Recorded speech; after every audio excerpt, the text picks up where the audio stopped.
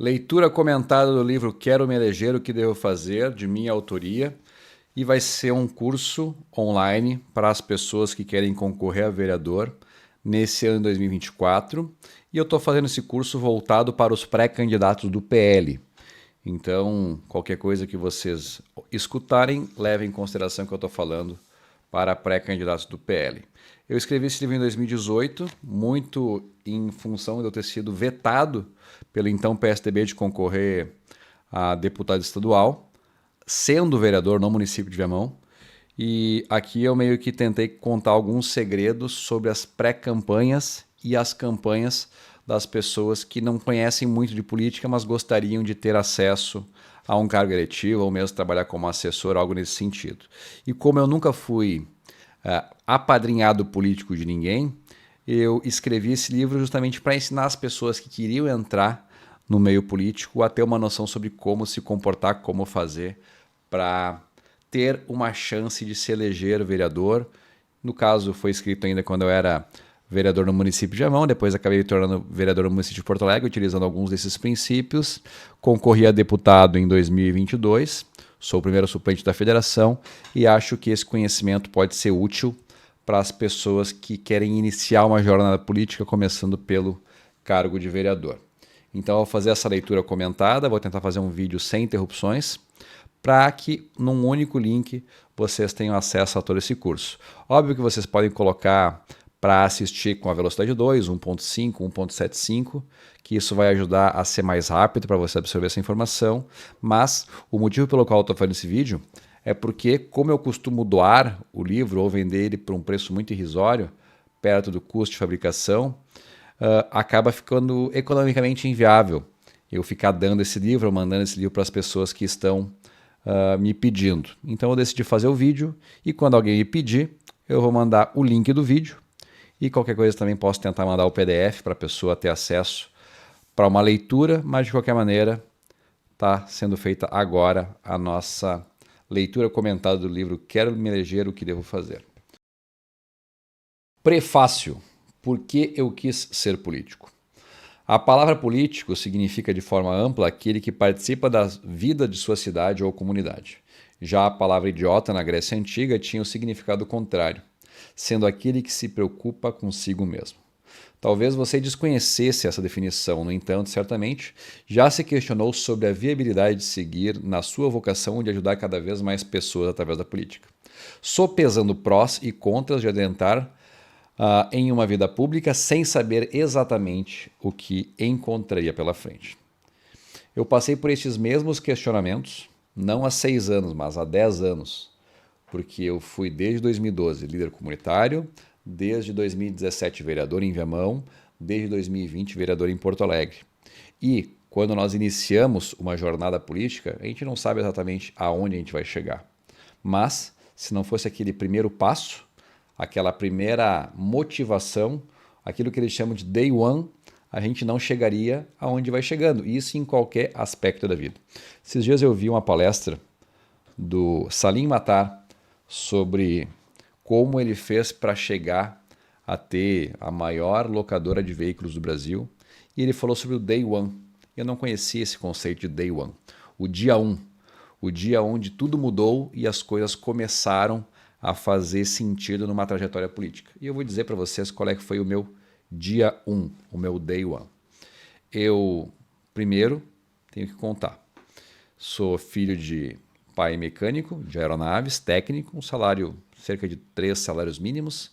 Minha mãe, ela é dona de casa, teve uma paralisia infantil ainda quando era criança, né? Obviamente, teve um problema de desenvolvimento em uma das pernas, se aposentou com um salário mínimo e essa basicamente era a renda da nossa casa. Meu pai não morava com a gente, pagava pensão e eu vivia no município de Viamão, numa vila chamada Santa Isabel, bairro Jardim Universitário, que era um local que era próximo de Porto Alegre, e isso fazia com que todas as minhas interações sociais fossem em Porto Alegre, e ao mesmo tempo fazia que, como cidade dormitório, município de Viamão, eu passasse as noites e a minha infância, a minha vida toda em Viamão. Mas a minha convivência social era em Porto Alegre. Eu tinha vergonha do ambiente onde eu estava inserido, porque eu convivia com pessoas de maior poder aquisitivo da cidade de Porto Alegre, e voltava para casa, morar numa vila. Embora a minha casa fosse confortável, nunca tenha faltado nada na minha casa, o ambiente onde a minha residência se encontrava, ela era algo que me deixava insatisfeito. Eu tinha literalmente vergonha de dizer que eu morava no município de Viamão quando eu era adolescente. E isso gerou como se fosse uma indignação, talvez natural de todos os jovens, de querer modificar essa minha realidade. Eu não sabia exatamente como fazer, mas eu tinha, de maneira meio que inconsciente, uma noção de que talvez eu poderia fazer isso através da política. Por outro lado, eu nunca fui apadrinhado político, porque meus pais não são da área política. Meu pai abominava os políticos, falava mal do Collor, falava mal do Fernando Henrique Cardoso, aquela questão da inflação toda, que eu não consegui perceber enquanto eu ainda era criança, mas eu lembro, a primeira cena política que eu lembro da minha vida foi eu indo numa padaria ou num mercado, trocar os cruzeiros por reais e comprar doces ali com centavos de real. Então essa como se foi a primeira cena política que eu lembro da minha infância, bem na troca do cruzeiro para o real, que era o plano real na época do Fernando Henrique Cardoso. E meu pai abominava muito os políticos, coisas nesse sentido. Então não estou falando que aí foi o meu day one, mas foi aí que eu tive a primeira noção de que a política tinha condições de modificar a nossa realidade. Eu sabia que o ambiente que eu estava inserido era ruim, eu sabia que as pessoas com quem eu convivia tinham um poder aquisitivo melhor e, ao mesmo tempo, de alguma maneira, a troca de moeda marcou na minha infância como a primeira cena relevante de política pela qual eu acabei sendo exposto e acabei trazendo na minha memória até hoje.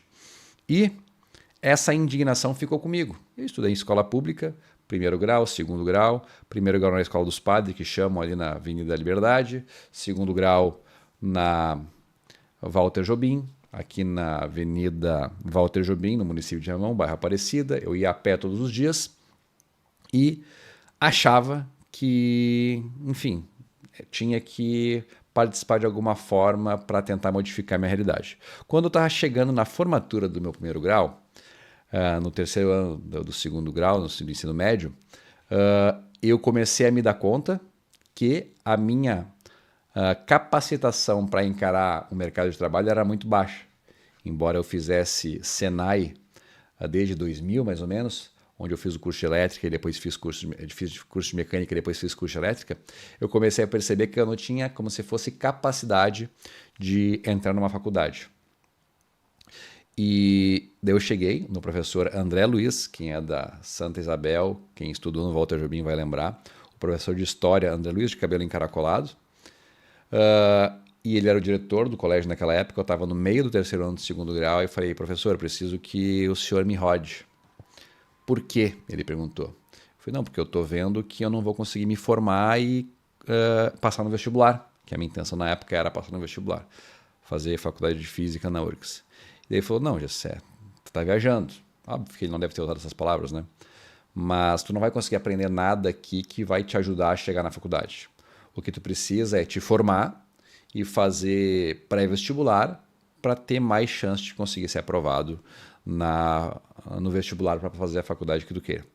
Daí comecei a estudar no pré-vestibular que tinha ali no Campus do Vale, o Alternativa Cidadã, que era uma iniciativa de professores voluntários que faziam faculdade na própria universidade ou de outras faculdades e davam aula de literatura, português, matemática, física, química, tudo aquilo que era necessário. Como eu ia fazer física, eu acabei me direcionando mais para a da física e da matemática, e impressionante como algumas pessoas marcam a nossa vida.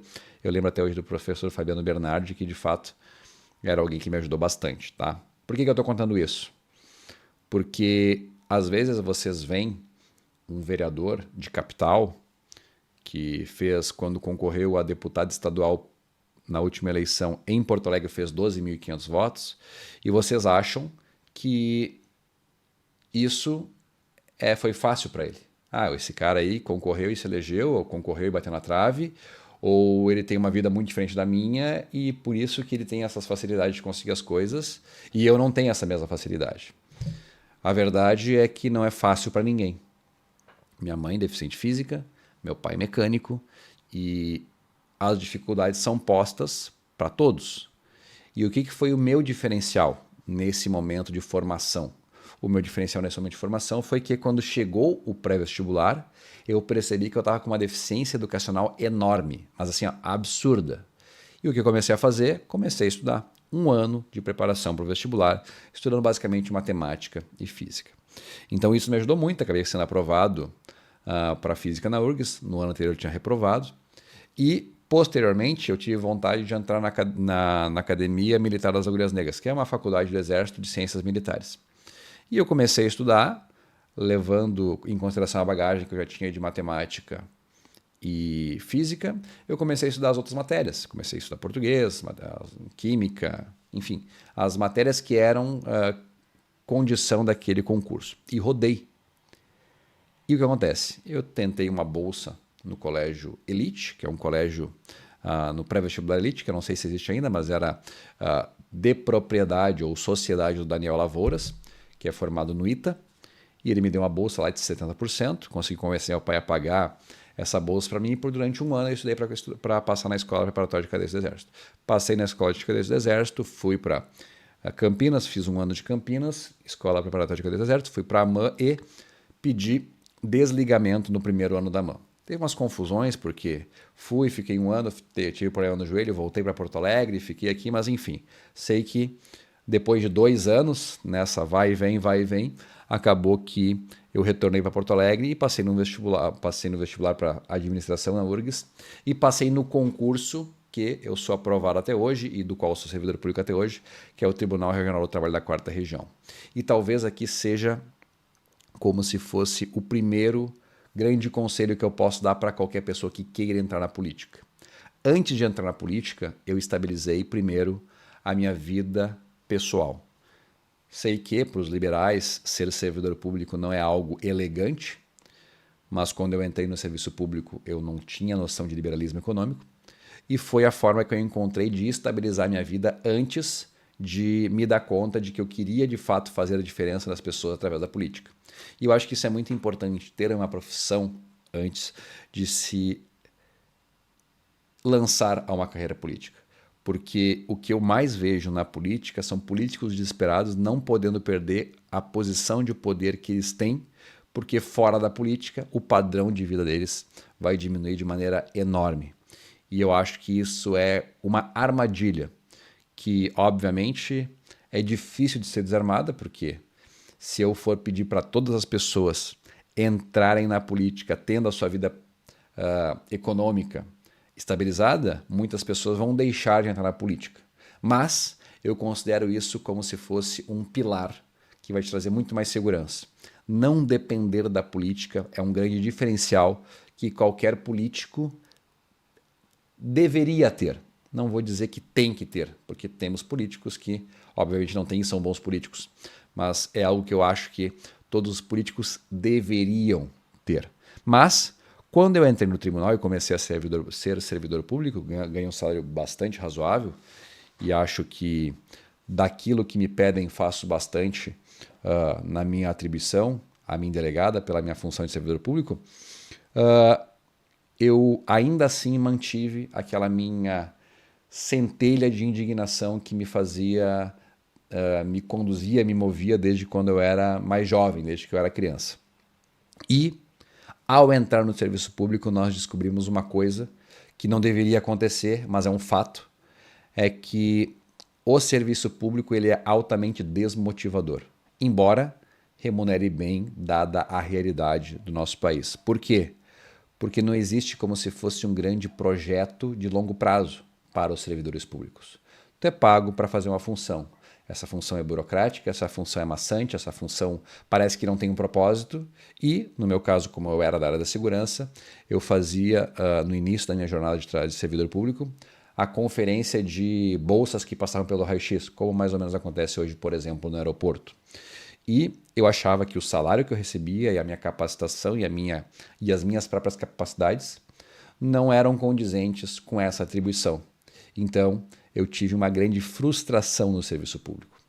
Uma grande frustração a ponto de que eu, que era jovem, tinha 24 anos, me sentia improdutivo. E por mais de uma vez, na verdade eu lembro pelo menos 3 cenas, eu tive vontade de abrir mão de, na época, um salário de cerca de, 6, 7 mil reais, Imagina, 2014, 2013, 2012, porque eu não me sentia útil, não me sentia importante.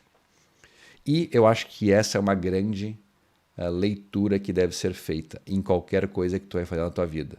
O que te faz sentir importante? Esse vai ser um capítulo que a gente vai ter mais adiante. Mas essa é uma grande resposta que tem que ser dada por ti para querer entrar na política ou não. Mas, durante 3 vezes pensei em sair do tribunal e, numa ocasião, eu estava acelerado demais, querendo fazer, mexendo nos EasyLine, colocar linha para cá, não passa por aqui, passa por lá e tal, trabalhando na função de segurança. E literalmente, o meu chefe da época, é meu chefe até hoje, em outra função, falou: Gessé, tu tá muito acelerado, pode ir embora, vai para casa. E era tipo março. Não, mas tranquilo, eu tô fazendo aqui o meu trabalho, bibi. Não, pode ir embora, tá liberado. Mas são só 3 da tarde. Não, pode ir, tá liberado. Tu tá muito acelerado hoje. Ele literalmente usou as palavras. Tu está muito acelerado hoje. E eu tava mesmo. Sou uma pessoa ansiosa, hoje em dia um pouco menos. E o que me incomodava naquele dia, o que me incomodava ao retornar para casa até Viamão de ônibus, era que a Avenida Ipiranga, e eu trabalhava na Praia de Belas, ela era muito arborizada por árvores que não tinham uma genética adequada para aquele local. Então a árvore crescia, e cresce até hoje, para cima da via. E o ônibus que vinha na pista da direita tinha que, por vezes, pegar a pista da esquerda para conseguir se deslocar, voltar para a direita, pegar os passageiros, avançar, sair para a esquerda e tal. E nisso, imagina, 6 da tarde, 7 da noite, num trânsito infernal, o ônibus perdia um tempo absurdo para poder fazer o deslocamento até o município de Viamão. Eu ficava indignado com aquilo. Pô, nada a ver isso aí, cara. Fui até em casa, das 3 da tarde até umas 6 da tarde, caminhando da Praia de Belas até Viamão, literalmente com a planilha na mão. Pum, pum, Avenida Ipiranga, 12.527. Pum, árvore batendo nos fios. Avenida Ipiranga, 11.200 não sei o que. Árvore sobre a via. Avenida Ipiranga, não sei o que. Árvore se debruçando sobre o caminho do pedestre. Pô, literalmente, planilhei a pé da Praia de Belas até o município de Viamão.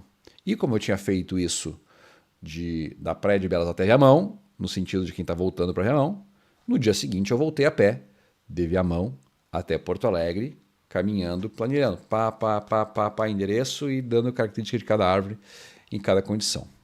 E cheguei entusiasmadíssimo no tribunal, dizendo: olha só, nem sabem o que eu fiz ontem. Vocês me mandaram embora porque eu estava acelerado e eu fui planilhando as árvores daqui até Viamão e de Viamão até aqui, mostrando onde é que elas tinham que ser cortadas, podadas, isso aqui e tal, achando que a prefeitura ia lá e ia simplesmente cortar ou podar para resolver o problema dos ônibus em Porto Alegre, né? Enfim, isso é outra discussão. E, sem saber, esse foi o meu dia 1. O dia que eu virei a chave e mudei a forma como eu me comportava e encarava o mundo. Eu deixei de tentar depositar todas as minhas expectativas como se fosse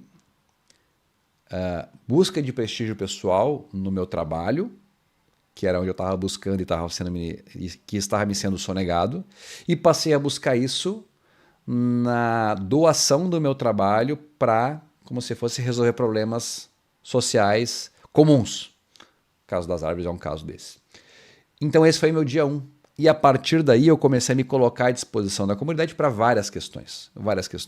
Depois teve outros episódios, teve a questão de o reitor da URGS tentou fechar o acesso dos moradores do meu bairro de Viamão às paradas de ônibus do campus do Vale da URGS, que tinha tido um estupro lá, e daí eles achavam que era da Vila do Vale. Quem conhece o campus do Vale sabe que tem uma vila lá do campus do Vale, que é onde eu moro. E depois a gente foi atrás de boletim de ocorrência, câmera de segurança, viu que na verdade o cara que fez o crime não fez saindo do campus do Vale, mas fez entrando pela Bento Gonçalves, e não poderia a comunidade ser prejudicada por conta de uma coisa que não aconteceu nem por alguém que era membro da comunidade. Mesmo que tivesse sido por alguém membro da comunidade, não foi a comunidade que cometeu a atrocidade, foi uma pessoa, e enfim. E a partir daí eu comecei a buscar coisas que ninguém me proibia de fazer e que eu me sentia importante de fazer. E eu acho que essa é uma grande resposta que vocês têm que procurar em vocês. Vocês querem ser políticos por quê? Eu não me tornei importante quando eu consegui um cargo eletivo. Eu me senti relevante quando eu fiz algo que me incomodava e que incomodava outras pessoas e que o mero fato de eu me colocar à disposição fez eu me sentir uma pessoa melhor. E eu acho que essa tem que ser a motivação de vocês a buscar a política. Não buscar por motivos puramente pessoais. E não tem problema tu querer crescer de maneira pessoal. Mas simplesmente fazer isso de maneira pessoal, eu acho que pode não ser o melhor caminho, pode gerar frustrações e pode fazer com que os incentivos de tu buscar a política não estejam nos lugares corretos. O que te faz sentir importante? E essa frase é bastante clichê, dizem que a pessoa que trabalha com o que gosta, no fundo não trabalha um dia sequer na vida. A gente sabe que não é exatamente assim, porque dentre as coisas que nós gostamos de fazer, acabam aparecendo coisas que nós não nos sentimos confortáveis de fazer. E eu digo alguns exemplos da vida política, que eu não me sinto nem um pouco confortável, que é demitir uma pessoa, que é dispensar ela, que é corrigir uma postura, que é, por exemplo, ter que fazer às vezes um enfrentamento contra uma pessoa que eu gosto. Isso é uma coisa que eu não gosto de fazer. Mas, por outro lado, eu sinto que a política me faz crescer como pessoa. E eu consigo deixar marcas no mundo que fazem com que eu me sinta uma pessoa realizada pessoalmente. Eu vou dar alguns exemplos sobre coisas que fazem pessoas se sentirem importantes e como isso ajuda elas a se tornarem pessoas melhores. Exemplo, eu conheço algumas mulheres e homens também que veem na transcendência através de um filho uma forma de construir algo e deixar como se fosse um legado para as próximas gerações. Criando um filho com esmero, com educação, com conforto, um conforto que às vezes os próprios pais não tiveram. E isso faz com que esses pais, mãe e pai, e enfim, se sintam como se fossem realizados pessoalmente. Eu tenho muitas pessoas do meu convívio pessoal que têm esse sentimento. E que, se conseguirem construir essa relação e construir uma família desta forma, se sentirão como se fossem realizados como ser humano. E isso é uma forma de se sentir importante, essa é uma forma de realização pessoal. Existem outras pessoas que buscam a realização pessoal através do prestígio, sendo, por exemplo, muito famosos. Então, um artista que muitas vezes não é bem remunerado, mas consegue fazer com que sua mensagem transcenda ao longo dos tempos, das décadas, faz com que ele se sinta prestigiado, importante. E para essa pessoa que tem essa ambição pessoal, isso é algo muito relevante, que talvez o dinheiro não pagasse.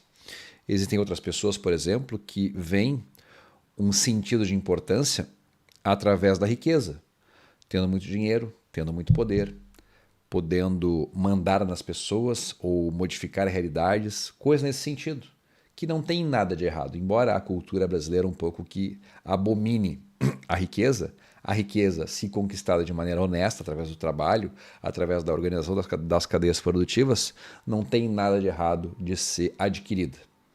Mas algumas pessoas utilizam essa capacidade ou essa ambição como uma forma de realização pessoal. E não tem nada de errado em buscar uma satisfação pessoal através da riqueza, se tu conseguiu essa riqueza através do trabalho, através da organização voluntária de cadeias produtivas.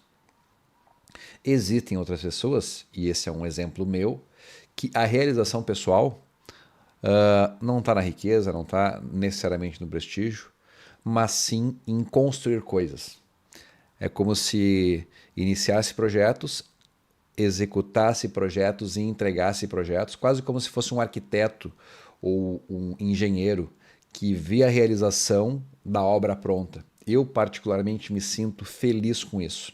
Só que não é qualquer obra ou qualquer realização que faz eu me sentir importante. São coisas que eu vejo que fazem diferença na comunidade. Se for parar para pensar, fazer uma psicanálise, algo nesse sentido, talvez seja uma resposta àquela minha insatisfação inicial lá que eu tinha na infância de ver a realidade da minha vida lá em Viamão ruim.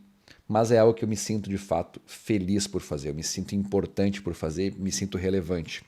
E, paradoxalmente, eu sou parabenizado por fazer essas obras comunitárias, por exemplo, como o Concreta Beco, que é onde eu iniciei esse meu trabalho de buscar satisfazer essa minha pretensão pessoal. E muitas vezes pessoas me elogiam e eu, sinceramente, contando aqui um segredo para essas pessoas, não conta para ninguém, meio que não me impressiono com os elogios às obras que eu faço.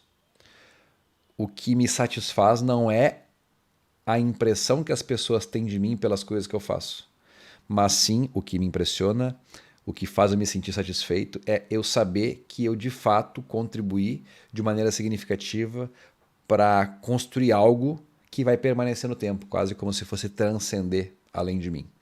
Enfim, tem pessoas que fazem isso de outras formas. Eu estou falando como eu, de maneira egoísta, faço isso e como isso é bom para mim e para as pessoas envolvidas no processo. Então, existem várias formas de tu te sentir importante, de tu transcender, de tu conseguir impactar o teu redor. E se tu quiser impactar o teu redor criando uma família feliz, com filhos capacitados, ótimo, perfeito, não tem nada de errado com isso. Também não tem nada de errado com riqueza, também não tem nada de errado com prestígio, também não tem nada de errado construindo coisas. A questão é que quais destas motivações do teu íntimo são compatíveis com a vida pública. Por exemplo, se tu busca algum tipo de realização pessoal através da riqueza, bom, tu não deveria procurar o serviço público ou um cargo eletivo para fazer isso.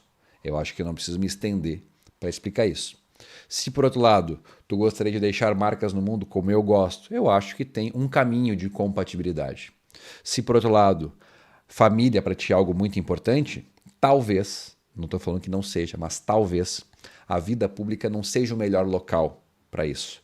Porque, por mais que chamem todos os políticos de vagabundo, e alguns são, um político para permanecer no poder precisa trabalhar muito, mas muito. Ter de madrugada, de noite, de manhã, final de tarde, horas a fio, e são problemas infinitos e coisas infinitas que, obviamente, tu vai ser obrigado a lidar, a menos que tu renuncie, mas tu vai ser obrigado a lidar. E existem dias que o cara fica absurdamente quebrado, mal, angustiado, que tu não consegue resolver, porque literalmente a política é uma montanha-russa de emoções. Então, a pergunta que eu queria que tu respondesse nesse capítulo é: o que te faz sentir importante? As coisas que fazem com que tu te sinta importante são compatíveis com o que tu busca na vida pública ou são incompatíveis com o que tu busca na vida pública? Se for incompatível, a resposta para ti é: tu não deve permanecer na política e tu não deve buscar a política como resposta para as tuas projeções e ambições pessoais.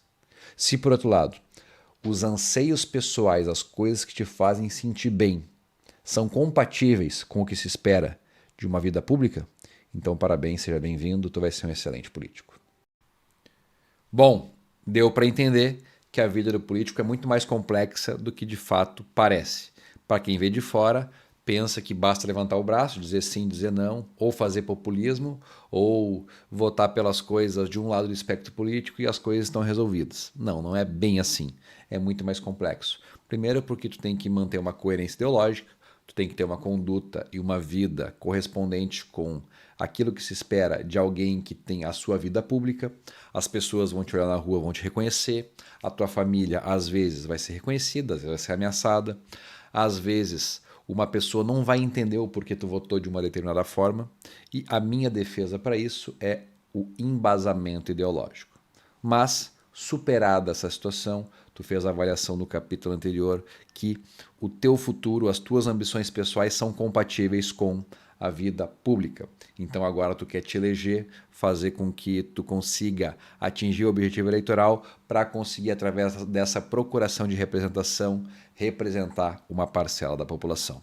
Até não estava nesse capítulo, mas uma coisa que ao longo dos anos eu passei a interpretar é algo que só o amadurecimento político de alguém que entende aquilo que representa começa a conseguir perceber.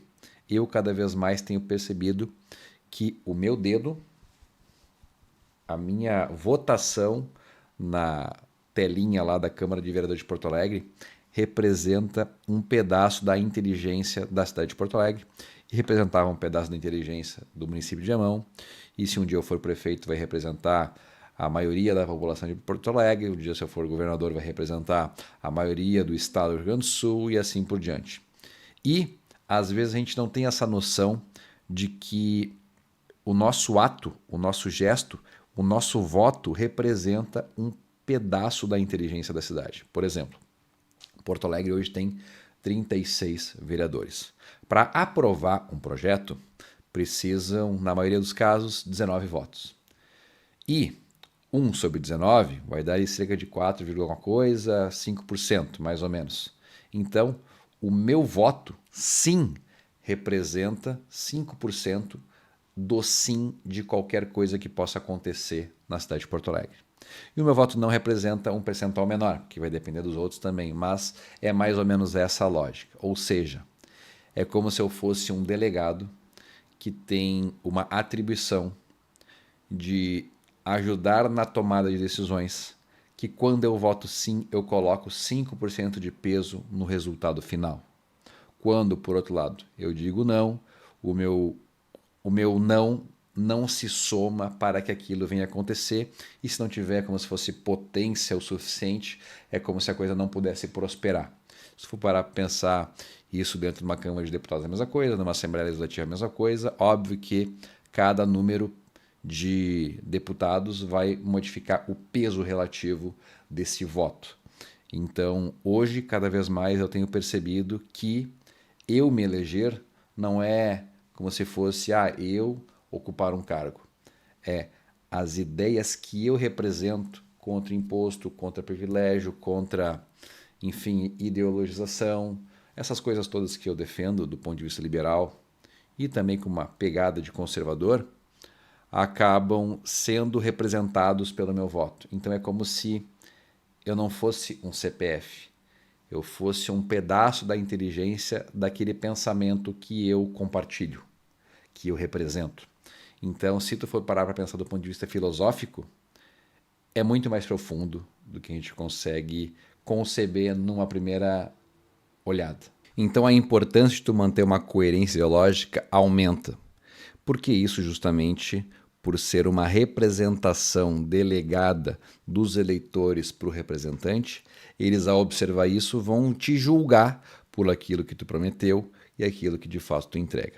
E as pessoas que se desviam ao longo dessa trajetória acabam perdendo um pouco dessa legitimidade, acabam perdendo um pouco dessa capacidade de representar esses anseios. E por outro lado, alguns políticos conseguem cativar essa impressão comunitária de que ele tem capacidade de resolver problemas a partir não da legitimidade, a partir não da representação de ideias, mas sim a partir da ocupação de espaço de poder. E agora a gente vai para o próximo capítulo que explica a diferença entre poder e legitimidade. Qual a diferença entre poder e legitimidade? E agora eu vou ter que fazer uma análise um pouco mais filosófica sobre o que é eleição, o que é voto, o que é poder e o que é legitimidade. Quando eu fiz os concursos que eu fui aprovado, eu primeiro rodei neles. Eu rodei em física, depois estudei e passei em física. Eu rodei na SpaceX, depois estudei e passei na SpaceX. Depois fiz alguns outros vestibulares, passei em administração na URGS, passei em engenharia, acabei não concluindo nesses cursos e depois me formei numa faculdade privada, gestão de trânsito e ciências políticas. A questão é que, num concurso público, tende a ter mais chances as pessoas que conseguem acertar mais questões. E, da maneira legítima para acertar mais questões, só tem uma forma, que é estudando, papirando, lendo, fazendo curso online, se esforçando, pegando bizu, pegando aqueles mapas de raciocínio que tal coisa implica em tal coisa e tal. Quem é concurseiro sabe do que eu estou falando. E existem formas ao longo do estudo de um concurseiro que facilitam a assimilação de conteúdo para que, quando chegar no dia do concurso público, tu tenha mais chance de acertar mais questões e de ser aprovado no concurso público. Mas, paralelo ao que acontece no concurso público, onde quem acerta mais ou está mais preparado tem mais condições de ser chamado para ocupar uma vaga, mais ou menos a mesma coisa acontece numa eleição. A pessoa que faz mais votos acaba tendo mais chance de se eleger. A pessoa que faz menos votos acaba tendo menos chance de se eleger.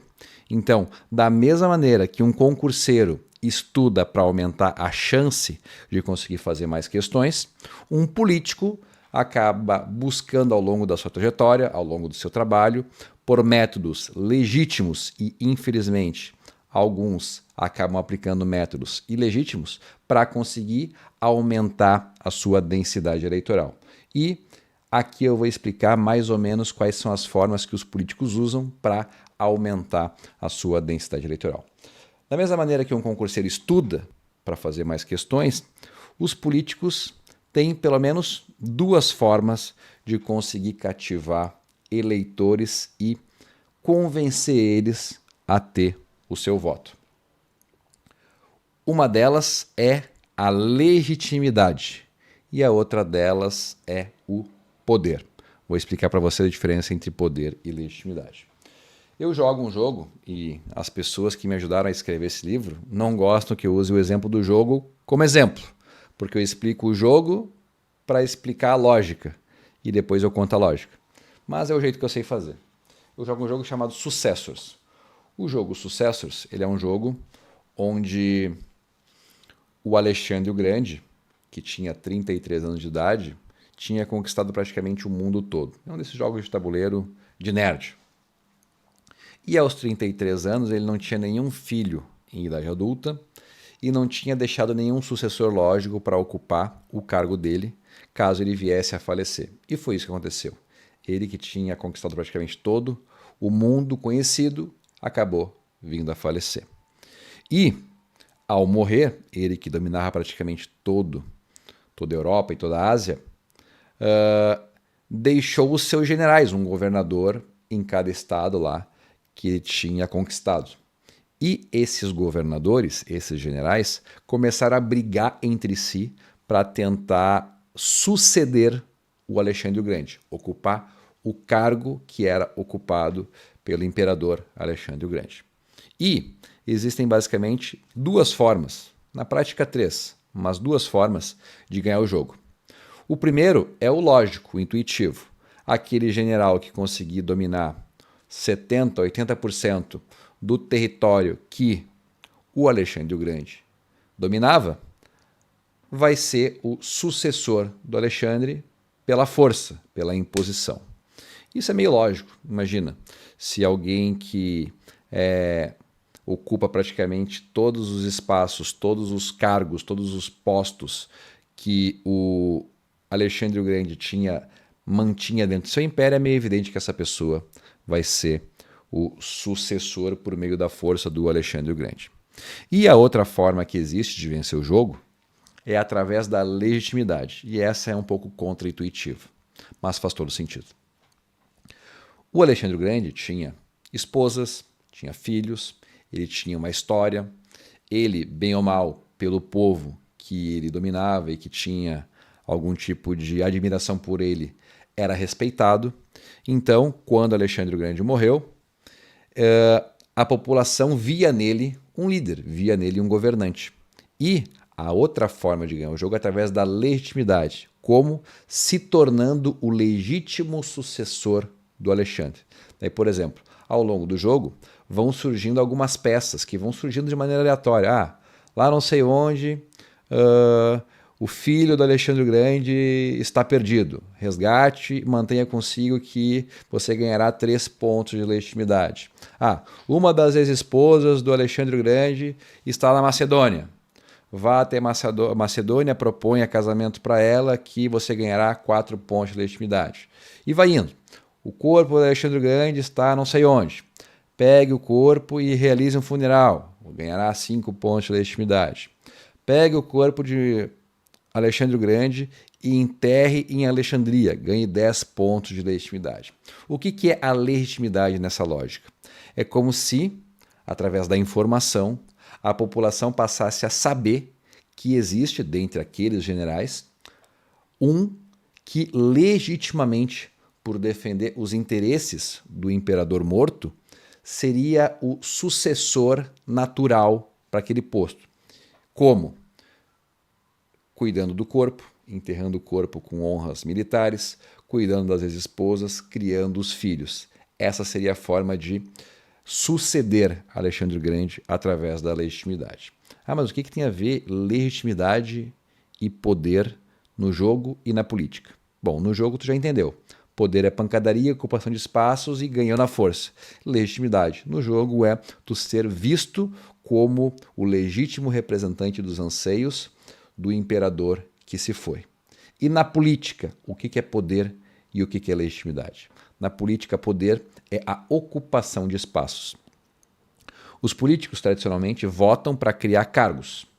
Cargos de confiança na Câmara, na Prefeitura, no Governo do Estado, na Assembleia Legislativa, na Câmara Federal, nos ministérios. E estes cargos que estão disponíveis para a política, os cargos de confiança, eles são poder. A ocupação desses cargos trazem para o político poder. Então, é muito comum tu ver políticos ocuparem cargos de assistência social para ficar como se fosse atendendo demandas da população e com isso, nesse cargo de poder que ele tem, ele começa a ter uma impressão social de ser preocupado com os anseios do povo, ou ele ocupa uma secretaria de habitação que a pessoa fica décadas sem ter uma casa e daí ao longo do tempo ele vai construindo junto com as pessoas financiamento, isso, aquilo, não sei o que e tal, e quando vê o político vai lá e ó, toma aqui a chave da tua casa que tu nunca teve, mas o político que não sei o que ocupou um cargo de poder acabou te dando essa benesse, paga pelo dinheiro dos outros, temos que ser sinceros, mas que na cabeça das pessoas beneficiadas surgiram a partir da benevolência daquele político que fez essa intermediação. Então, isso na política é poder. A ocupação de espaços de tomada de decisão é poder na política. Assim como no jogo é a ocupação de territórios, na política são as ocupações de espaços de poder que geram uma impressão nas pessoas de que as pessoas que estão trabalhando naquilo estão entregando demandas sociais legítimas. Então, isso é poder na política, ocupação de espaço. Por isso que tu vê os políticos tudo se carneando, porque eu quero não sei o que e tal, porque quero tal cargo, eu quero ser secretário de não sei o que, coisa nesse sentido, que, republicano ou não, é um jogo que está posto. A ocupação de espaços de decisão. Por isso que a cada eleição é tão feio a briga para ser prefeito, para ser governador, para ser presidente, porque a troca do presidente, do prefeito, do governador significa todo um grupo de cargos numa pirâmide de poder que vão estar disponíveis para negociação política. Isso é o poder na política. Isso é a ocupação de espaços de poder na política que, quanto mais poder um político tem, maior a chance dele conseguir se perpetuar nos cargos eletivos. Beleza. E o que é a legitimidade na política? A legitimidade na política, assim como no jogo, é a população ter uma impressão sobre o sucessor de que ele defende os anseios legítimos do imperador morto. Legitimidade na política é uma impressão social sobre um político de que ele consegue representar os anseios de uma parcela significativa da população. Então vou dar alguns exemplos aqui. Bolsonaro, antipetista, sempre foi contra o PT, tinha alguns valores conservadores, algumas liberdades que ele defendia, que legitimamente pessoas não viam outros representantes defender e que ele defendia, logo as pessoas passaram a confiar nele para representar esses anseios. Então, diferente do Temer, na época que era o presidente, do PT, que era antes disso, que tinham os ministérios para lotear e conseguir apoio através dos espaços de poder, o Bolsonaro tinha apenas a legitimidade da renovação política, dos valores corretos defendidos, que fizeram com que ele se alçasse e se elegesse presidente. Só que não precisa ser o presidente para trazer esse exemplo. Vou dar alguns exemplos. Aqui no Rio Grande do Sul, o Zucco, ele é um deputado, não digo bolsonarista, ele é amigo do Bolsonaro, que as pessoas que gostam do Bolsonaro fazem uma associação direta, Bolsonaro-Zucco, alguém que tem abertura com o presidente, que é amigo pessoal do Tarcísio, que legitimamente representa valores, colégio cívico-militar, contra MST, contra a saidinha de bandido, coisas nesse sentido, que, mesmo que ele não tenha espaços de poder, na cabeça das pessoas que acompanham o trabalho dele, faz com que ele tenha legitimidade para defender essas pautas. Outro exemplo, Marcel Van Hatten, nessa jornada que ele faz contra o autoritarismo. As pessoas olham para ele, não, esse cara não tem poder, mas ele tem legitimidade, ele defende essas bandeiras, ele é contra os abusos autoritários, ele combatia o petismo, ele tem uma história legal. Então, Marcel Van Hatten tem legitimidade, embora não ocupe um cargo de governador, de prefeito, de presidente, onde ele tenha espaços de poder para conseguir negociar o poder em troca de apoio político. Entendeu? Essa é a diferença entre poder e legitimidade. Agora eu vou dar o meu exemplo. Quando eu era pré-candidato, quando eu nem era candidato ainda, a vereador em Viamão, lá em 2012, 2013, quando eu me tornei um líder comunitário, eu era um servidor público que tinha minha vida econômica estabilizada, que, através do trabalho comunitário, demonstrava que queria alterar a realidade que estava inserido. Fazia concreta-beco, fazia obra de mutirão comunitário para a escadaria, fazia panfletagem no negócio da Ipiranga, fazia a demonstração de que eu estava preocupado para resolver os problemas sociais legítimos da minha comunidade e, ao comunicar isso, as pessoas viam em mim um potencial legítimo representante para os anseios delas. Enquanto eu fazia isso e recolhia do tabuleiro de maneira intuitiva, sem entender, os pontos de legitimidade que estavam disponíveis no tabuleiro, os políticos de Viamão na época estavam tudo brigando para ver quem é que ia ser o presidente da Câmara, quem é que ia ser o próximo prefeito, quem é que ia ocupar o cargo de secretário de não sei o quê, e a população cansada dessas disputas políticas, de barganha política, preferiram votar num cara que elas não conheciam, que era um desconhecido, que nunca tinha concorrido a nada, mas que legitimamente, na cabeça de parte da população, representava a renovação e os valores que elas concordavam. Então, a diferença de poder e legitimidade é poder, ocupação de espaços, que de maneira ética ou não ética acabam sendo revertidos para potencial eleitoral dos políticos que os indicaram. Isso é um fato. E legitimidade, pessoas que representam valores, representam ideias, que lutam por causas, que, embora não tenham poder, conseguem representar para as pessoas a legitimidade dessa representação, e as pessoas que concordam com esses valores, concordam com essas causas, acabam dando a procuração de representação para essas pessoas que lutam por causas e por ideias. Então essas são as diferenças, poder e legitimidade. Agora imagina que tu é uma pessoa aleatória, que ainda não é da política, que nunca ocupou nenhum cargo político, que não sabe exatamente por onde começar. Por onde é mais fácil tu começar?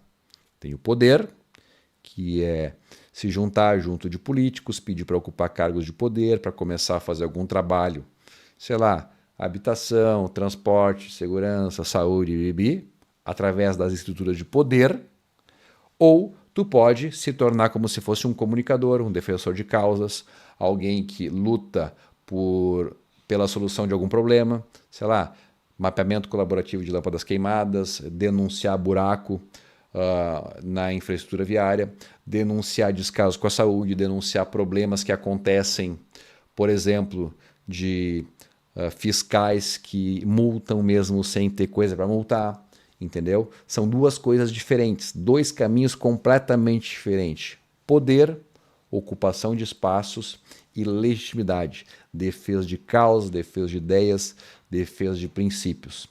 E todo político acaba variando entre esses dois meios, entre poder e legitimidade. Nenhum político é apenas poder. Nenhum político é apenas legitimidade. Quando tu ocupa um cargo de vereador, por exemplo, mesmo que tu tenha entrado apenas por legitimidade, tu vai ter poder. Porque um vereador tem um chefe de gabinete, tem um advogado, tem um cara da agenda, tem alguém que mexe nas redes sociais, e essa ocupação de cargos, por exemplo, do teu gabinete também é poder. A questão é que o teu poder é inerente à tua função de vereador. Já um secretário tem o poder dele e de toda a secretaria. Um prefeito tem o poder dele e de todos os secretários. Um governador, assim por diante. Então, essa é a diferença entre poder e legitimidade. Agora, a pergunta óbvia que vai aparecer é: o que é melhor? Não tem melhor. Tem uma diferença. A legitimidade na política surgiu faz menos tempo, pelo menos na política brasileira. Há menos tempo, políticos ideológicos têm conseguido se projetar e se eleger. Há mais tempo, políticos fisiológicos têm conseguido se projetar e se eleger. A minha impressão é que nessa disputa entre esquerda e direita, os políticos ideológicos estão conseguindo crescer mais de maneira orgânica. Já os políticos fisiológicos acabam tendo muito mais dificuldade de permanecer na disputa político-eleitoral. Então, se eu tivesse que escolher hoje, do zero, por onde começa, eu escolheria o ideológico. Mas isso cada um vai ter que fazer a sua leitura, porque cada cidade, cada local vai ter a sua realidade. E como se tornar um político fisiológico? Bom, entra, vai nos políticos que tu conhece e começa a galgar cargos dentro do espaço e vai contribuindo e entrando dentro dessa estrutura já organizada por algum político. Não recomendo, não foi assim que eu fiz. Mas a resposta lógica que vem aqui é: se tu quiser fazer isso, tu tem legitimidade, porque não é crime ser político fisiológico no Brasil. Por outro lado, como é que se faz para ser um político ideológico? E aí vem uma grande questão.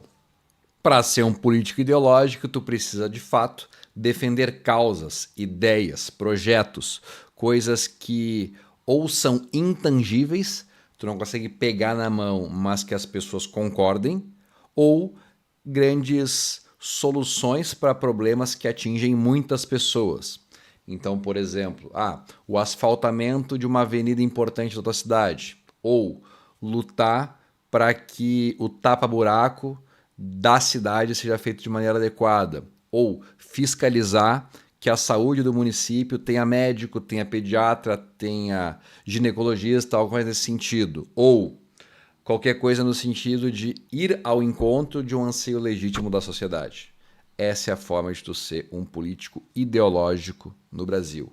É óbvio que municípios pequenos vão ter problemas diferentes de municípios grandes.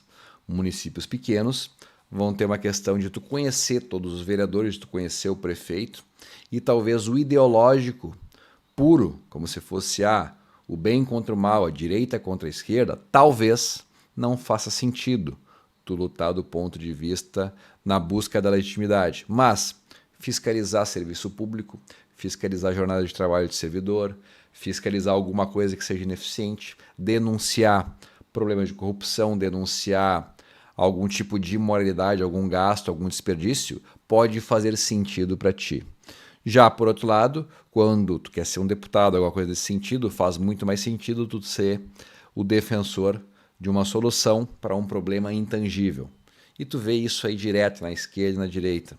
A direita defende causas conservadoras, causas de liberdade econômica, causas de princípios, valores, porte de arma, coisa nesse sentido. A esquerda, por outro lado, defende questão do aborto, questão da ideologia de gênero, questão do combate ao racismo, porque eles criam racismo onde não existe racismo, para fazer parecer que todas as pessoas que não são de esquerda são racistas, mas enfim, eles utilizam dessa questão intangível que todos concordam para dizer que aqueles que eles não são aliados são aquela coisa abominável e que merece ser combatida, e eles acabam ganhando legitimidade por defender uma coisa que ninguém é contra.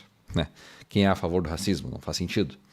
Mas é isso que eles fazem. Então, o caminho da legitimidade é defender pautas de como se fosse de solução comum, ou que todas as pessoas ou grande parte das pessoas concordem. Já o político fisiológico, ele entra no espaço de poder e vai dentro da estrutura de poder avançando e ganhando como se fosse simulações, emulações de legitimidade para conseguir impactar, gerar uma noção coletiva nas pessoas de que ele merece receber o apoio nas próximas eleições.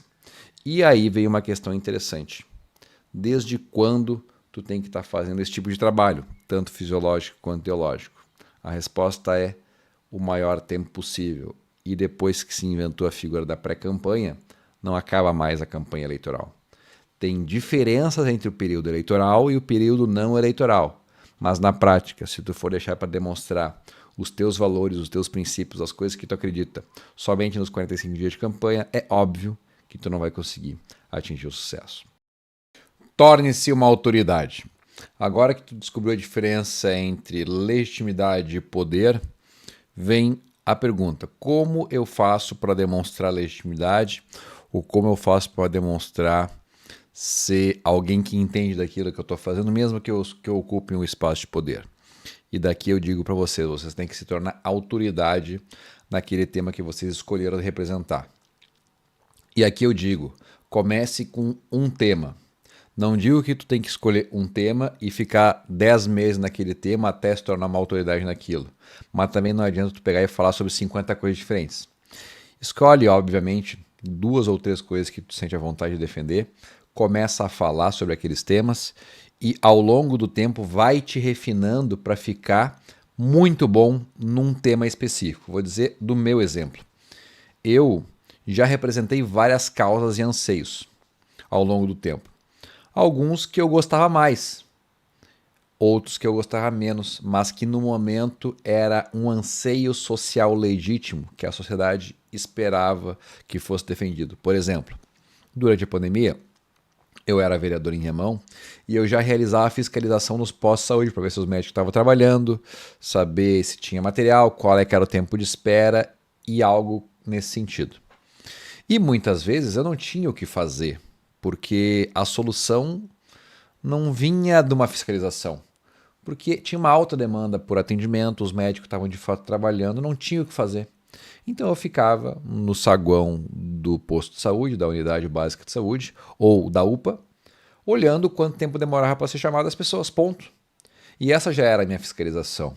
E embora não seja enfermeiro, não seja médico, não seja da área da saúde, as pessoas, ao longo do tempo, vendo eu trabalhando na fiscalização, começaram a ver que eu era uma autoridade na função de fiscalizar a saúde. Então, automaticamente, as pessoas começaram a passar a me interpretar como alguém preocupado com a saúde. Eu, literalmente, além de ser um vereador, e tinha 21 vereadores na cidade, passei a ser uma autoridade na fiscalização da saúde.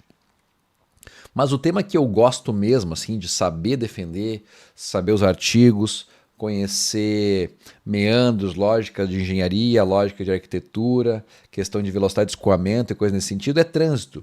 Isso é a coisa que eu particularmente gosto de falar.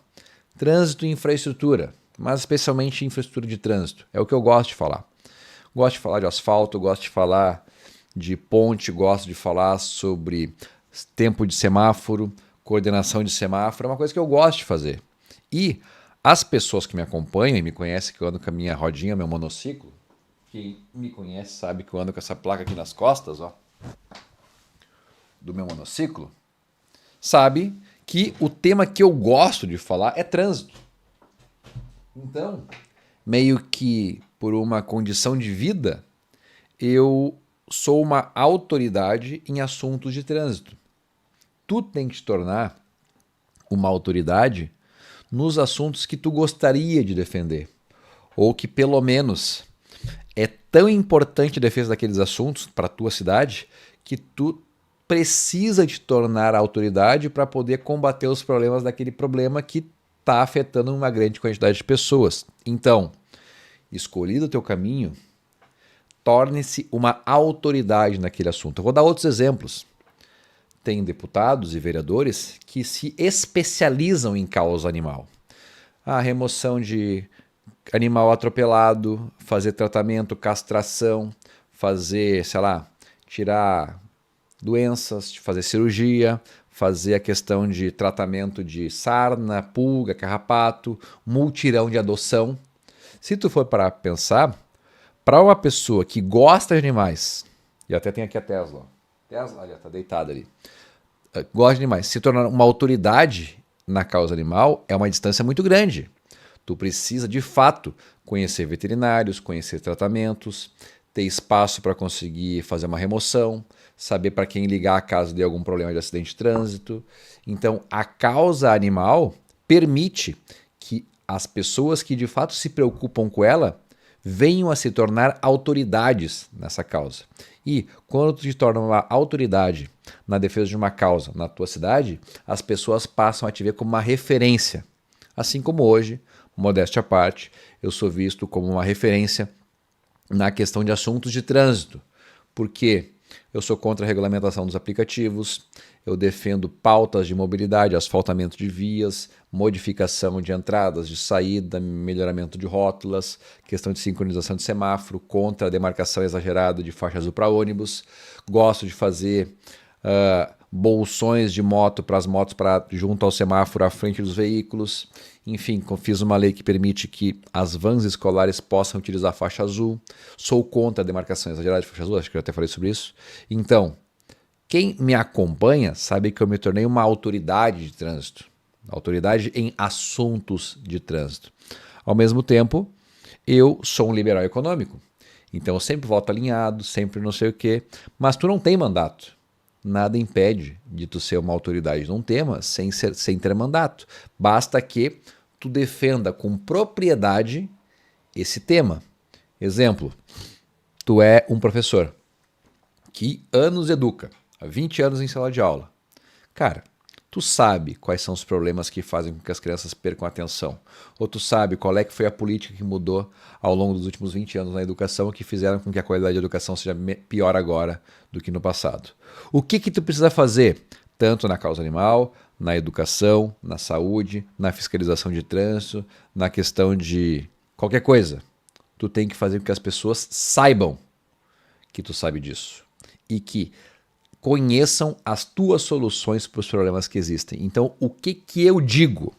E aqui vem a dica de ouro que depois a gente vai tratar num outro vídeo, que é, tu precisa começar a fazer vídeos com o teu celular para falar dos problemas que tu tem na tua cidade. E por que eu digo que tu tem que fazer vídeo com o teu celular? Primeiro porque todo mundo tem um celular. Ou pelo menos 99% das pessoas que querem concorrer a vereador ou deputado têm um celular. E eu, literalmente, com um tripé, onde eu coloco o meu tripézinho aqui, gravo vídeos, literalmente assim, que agora não dá pra ver, né, porque tá ao contrário, mas literalmente assim, como se fosse numa bancada, ó.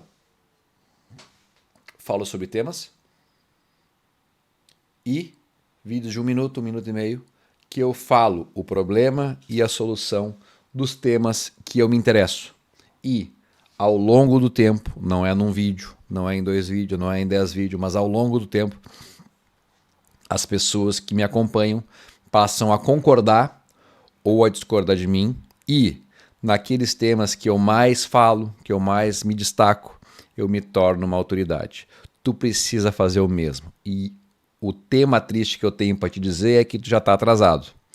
Tu tem que fazer isso logo, tu tem que fazer isso por muito tempo. 1 vídeo por dia é o ideal. Talvez, se possível, caso não consiga fazer 1 por dia, 4, 5 dias por semana, fazer vídeos mostrando os problemas. E eu digo que vale a pena tu fazer vídeo, porque vídeo as pessoas toleram ter pouca edição. Basicamente é tu gravando falando. Uma foto num Photoshop tu vai precisar pagar alguém para fazer. E literalmente isso acaba sendo caro, não é necessário. Tu tem que te posicionar sobre as coisas que acontecem na cidade. Então, Dica após escolher o teu caminho e qual é que é o tema que tu quer tratar. Te torne uma autoridade nesse tema. Ao longo do tempo, tu vai melhorando teu discurso, tu vai sabendo quais são os principais problemas. Quando perguntado sobre esse tema, tu vai saber responder e, depois de um tempo, tu começa a procurar outros temas que tu gosta, que tu te sente à vontade, que tu gostaria de representar e também começa a te tornar autoridade nesses assuntos e o eleitor vai passar a te ver não agora como um candidato, mas como um representante da solução legítima de um problema específico. Óbvio que, dependendo da causa que tu pegar, tu vai ter um percentual maior de pessoas que se importam com aquilo. Dependendo da outra causa que tu pegar, tu vai ter um outro percentual menor. Mas também, por outro lado, tem que levar em consideração. Às vezes tu está explorando, entre aspas, um nicho eleitoral menor que não tem representante. Por outro lado, tem pessoas que ocupam um nicho eleitoral que tem alta a competição.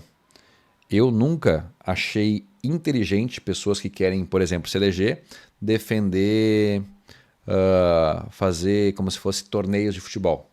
Porque embora envolva muitas pessoas, todo político que quer conseguir um pouco de atenção paga lá um troféu, umas camisetas de futebol e vai fazer campeonato.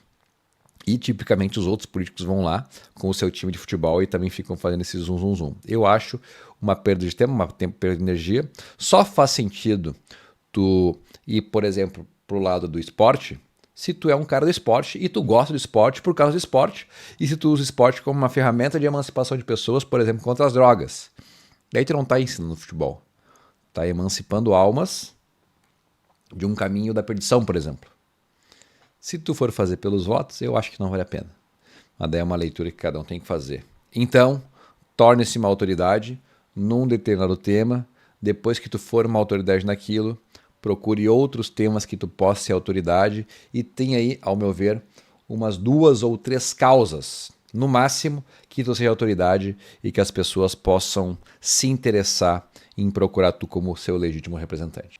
Lembrando que quem sublinha todas as frases de um texto, na verdade, não sublinhou nada, porque a ideia de destacar uma parte específica acabou ficando camuflada por tanta informação que tu acabou sinalizando.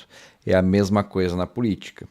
Tu tem que ter uma linha editorial clara, tu tem que ter pautas claras que são o teu norte, aquilo que tu defende e que tu se torna uma autoridade. Tu pode, obviamente, solicitar todos os problemas que chegam até o teu gabinete ou chegam até ti como uma liderança comunitária ou alguém que está buscando soluções para a cidade. Mas tem que ficar claro que a tua função majoritária, específica, é a causa que tu defende. E tu está fazendo isso para as pessoas como um apêndice do teu trabalho. Mas se tu pegar e tentar ativamente ser o despachante de todos os problemas da cidade, tu primeiro vai se tornar irrelevante do ponto de vista de uma causa específica e ao mesmo tempo tu não vai conseguir resolver os problemas das pessoas. Por quê?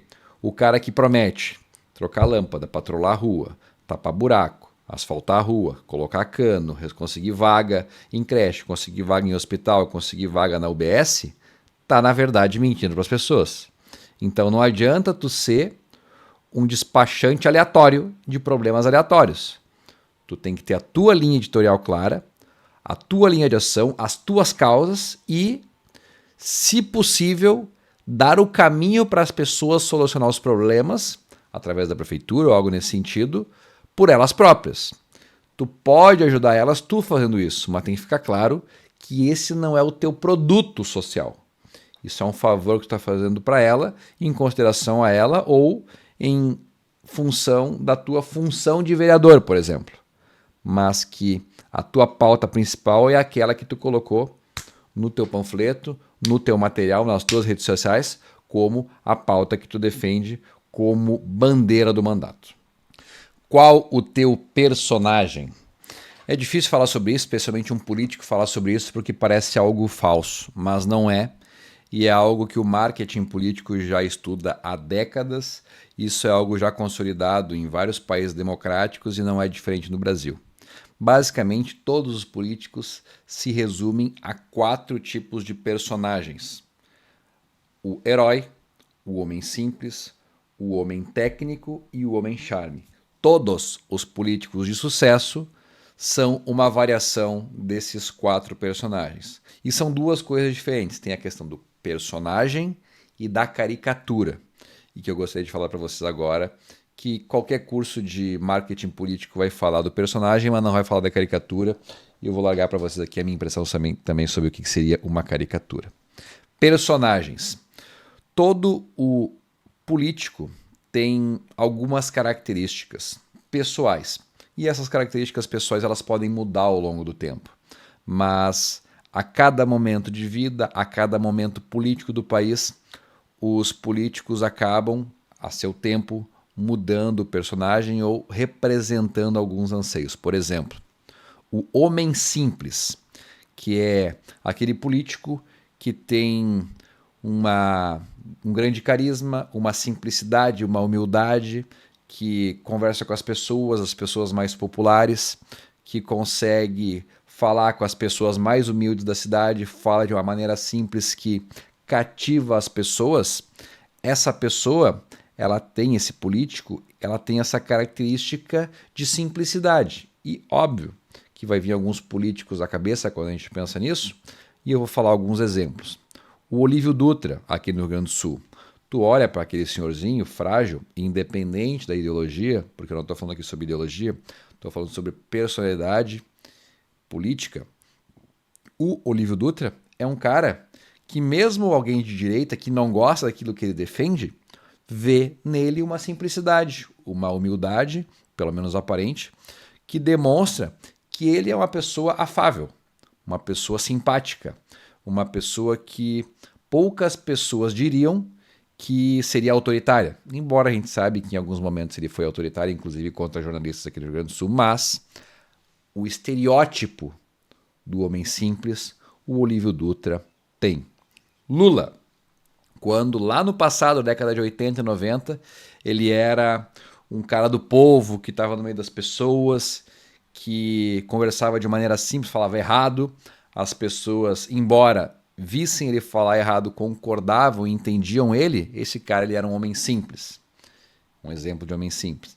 Atualmente, um homem simples, exemplo, o prefeito de Colatina, que é um cara ali, com uma cara meio nada a ver, com os cabelos meio espavitados, fazendo algumas coisas ali, tipo assim, que tá arrumando, que tá pintando, mutirão, não sei o que, e tá limpando as coisas, fazendo mutirões, que tu olha, dá um ar de simplicidade, anda de bicicleta, usa roupas básicas, uma camisa branca, eu amo Colatina, uma calça de brim, um tênis. São pessoas que o personagem político delas tem a ver com uma simplicidade, uma coisa mais de proximidade de pessoas humildes.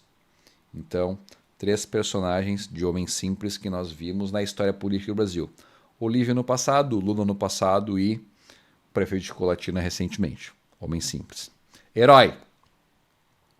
O herói é aquele que luta contra um grande mal, que combate um grande problema, que combate corrupção, que luta contra uma grande demanda que as pessoas concordam que deve ser combatido. Exemplo, Bolsonaro combatendo o petismo, o Moro na Lava Jato, o próprio Dallagnol na Lava Jato, combatendo o petismo, colocando os caras na cadeia, lutando contra a corrupção.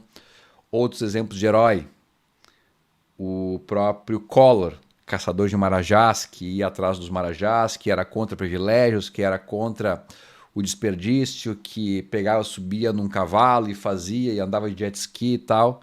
Era um herói, era alguém que cativava nas pessoas uma impressão de grande solução.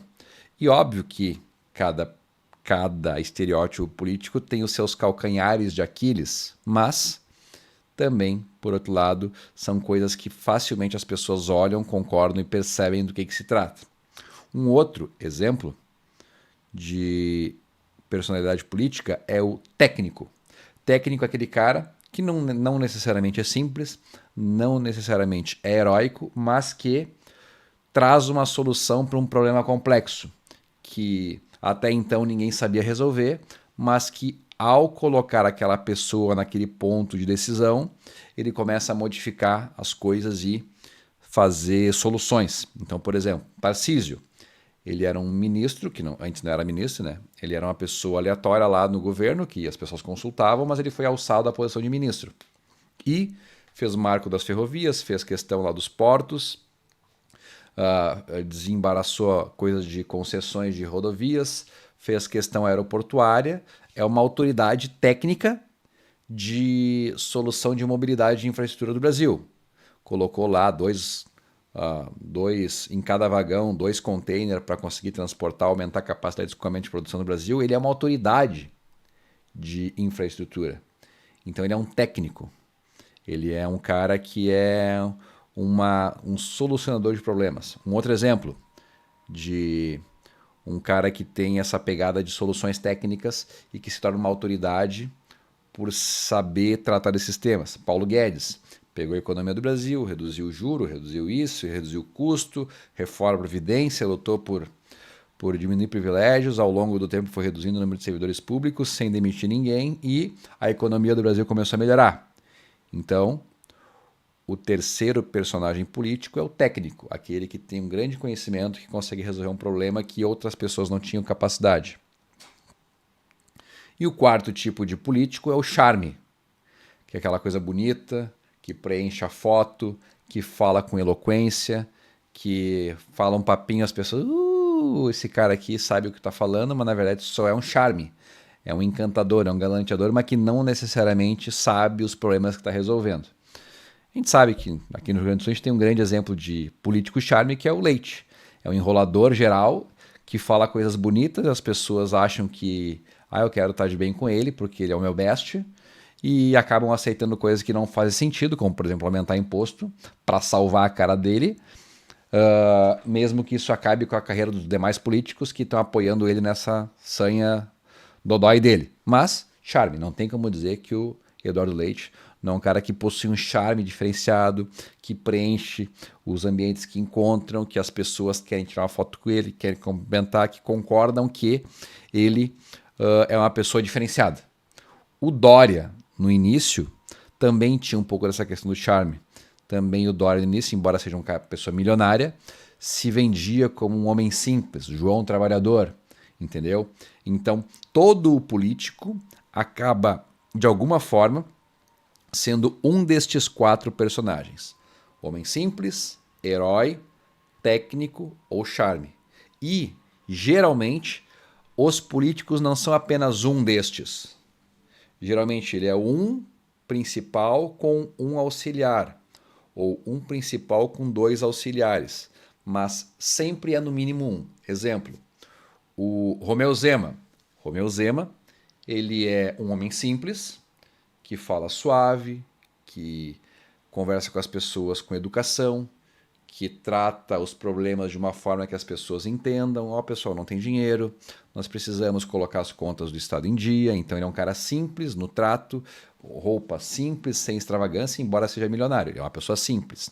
Ele é um simples com pegada técnica, porque ele entende de economia, ele entende de administração de empresas, ele conseguiu colocar as contas de Minas Gerais em dia. Então, Zema, homem simples com pegada técnica. Bolsonaro, herói, que luta contra um grande mal, que combate a esquerda, que é contra os arroubos autoritários de alguns poderes da República, que isso, que aquilo, não sei o quê. Então ele tem o herói forte, mas também ele é um homem simples, que come cacetinho com leite moça, que anda de chinelo na beira da praia, que tá sempre com uma camiseta de time de futebol, que, entendeu? Que vai numa vila e é recebido pelas pessoas e senta na mesa com a pessoa mais humilde, que pede para abrir a geladeira e conversa com ela, entendendo a situação que ela se encontra.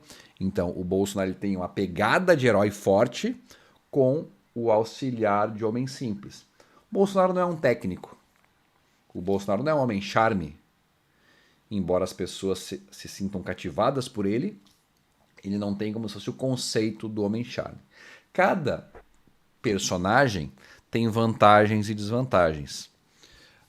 Eu não vou ser arrogante aqui para dizer que eu sei todas as vantagens e desvantagens de todos, mas o pior que eu vejo, na minha opinião, é o charme. Por que o charme é o pior? Porque o amor acaba. E tu pode ver nos políticos que se basearam apenas no charme, geralmente 2 anos de transe, e logo depois é como se acabasse o encanto. E óbvio que às vezes o cara consegue se reeleger, foi o caso do Leite aqui no Rio Grande do Sul, mas foi muito mais uma questão conjuntural do que por ele próprio.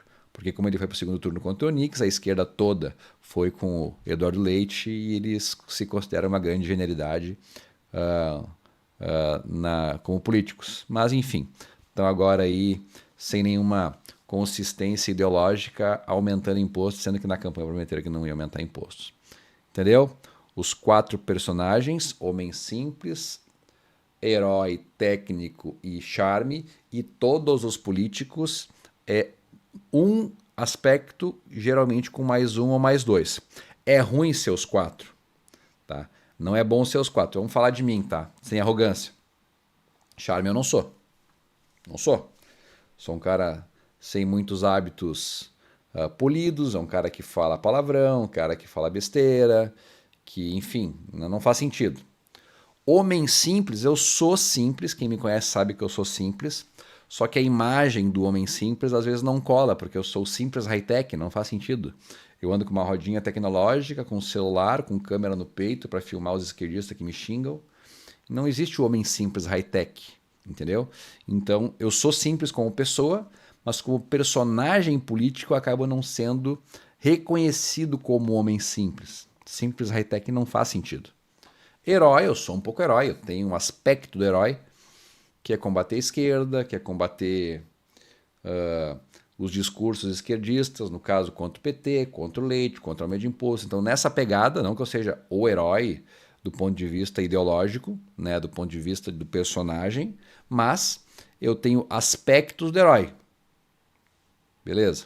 E também eu tenho aspectos do técnico, que sei falar sobre trânsito, sei falar sobre lei, sei falar sobre economia, sei falar sobre por que aquele voto tem que ser feito daquela forma, porque senão isso vai afetar a economia do município, porque A, porque B, porque C, porque D, entendeu? Então hoje eu,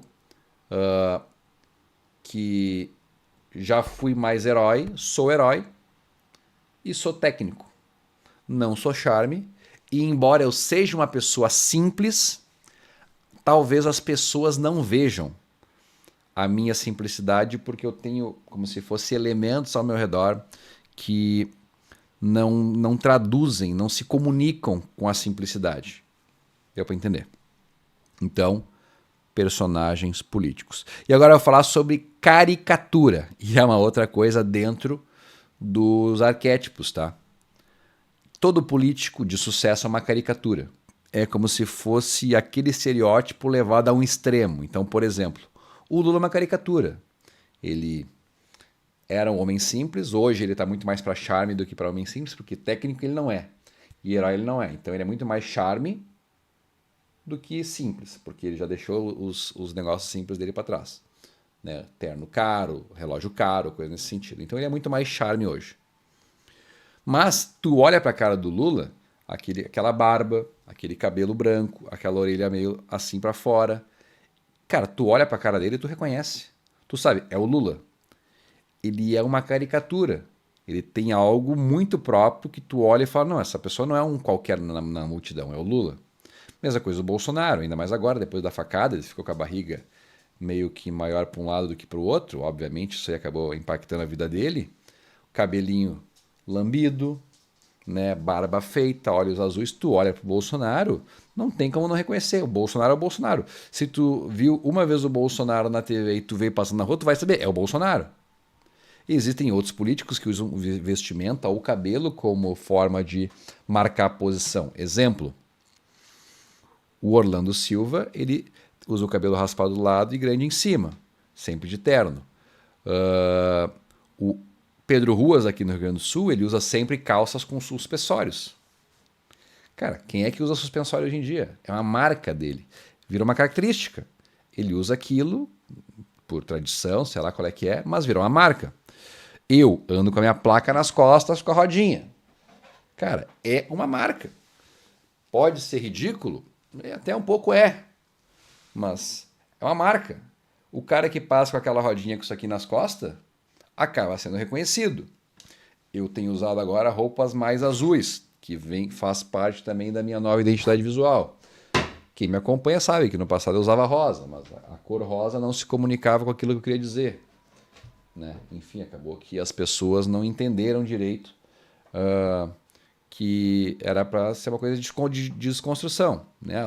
Enfim, como não se comunicou com o meu público, eu tive que me adequar à realidade. E tem muitos outros políticos também que tu olha e tu reconhece. Pessoas que têm um cabelo específico, sempre de um lado, cara que usa uma bandana. Tem inúmeros políticos que são caricaturas. O próprio Marcel Van Hatten, sim, magrinho, com terninho. Sempre quando se refere ao Marcel Van Hatten, eu vi o Marcel Van Hatten, magrinho, com terninho, com a mochilinha, com o notebook. Marcel Van Hatten. O Melo, com aquele chapéu de palha. Melo. Pessoas, o Eduardo Leite com a camisa aberta, aqui, ó. Aqui, assim, a camisa aberta, com as mangas arregaçadas, como se estivesse pronto para trabalhar, sempre. Pum, entendeu? Todos os políticos de sucesso são, em algum ponto, uma caricatura, um estereótipo, além daqueles 4 personagens, um estereótipo que tu olha e tu reconhece. Todos os políticos de sucesso, que tem uma característica marcante que tu olha e reconhece. Então, eu não estou falando que tu precise procurar uma. Tem que ter, senão tu não vai ter sucesso. Não digo isso. Mas acho que se de maneira espontânea isso acaba... Olha um outro exemplo, Paulo Bilinski, aquela barba, aquela camisa também apertada de forte, com a camisa semi-aberta aqui dos lados para os braços, fumando um charuto, falando de armas. Uma caricatura, entendeu? A pessoa olha para o Paulo Bilinski e lembra. Um outro exemplo, Sargento Faur, aquele bigode, um boné, os orelhão assim, falando de bandido bom, bandido morto. São pequenas frases de impacto e características individuais que tornam ele uma pessoa única. E todos os políticos de sucesso têm essa característica de se tornar uma pessoa única. E ao longo o próprio Olívio Dutra, com aquele chimarrão num lado aqui, com a mão assim para frente, parece que está pedindo um negócio. Cara, são marcas. São marcas que vão marcando, que vão se tornando referência. E a pessoa olha aquele símbolo, olha aquela coisa e acaba lembrando do político. Então, arquétipos, 4 personagens e caricatura. Coisas que são importantes nessa jornada de identidade visual e de como se fosse memória afetiva das pessoas com o representante. Mas afinal de contas, o que é o voto? Na minha concepção, assim como falei brevemente um pouco lá atrás, o voto é uma procuração de representação. Ele como se fosse um cheque em branco dado pelo eleitor para o representante utilizar ao longo de 4 anos, representando aqueles que confiaram essa procuração de representação por esse período aquele candidato. Independente do voto ser legítimo ou espúrio, todas as pessoas enxergam no voto valor.